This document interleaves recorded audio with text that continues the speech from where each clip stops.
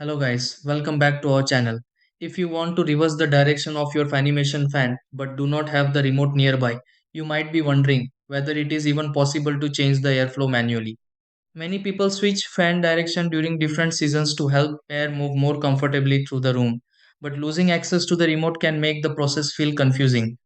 Depending on the fan model, there may still be a way to change direction directly on the fan itself or through built-in controls you may not have noticed before. The setup usually takes only a few moments once you know where to check. Let's go through an easy way to reverse a Fanimation fan without using the remote. Try these. Step 1. Turn off the Fanimation fan completely and wait for the blades to stop moving. Step 2. Look around the motor housing of the Fanimation fan for a small reverse switch or control. Step 3. Move the reverse setting on the Fanimation fan to the opposite direction if a switch is available. Step 4. Check the wall control connected to the Fanimation fan if the model supports built-in direction settings. Step 5.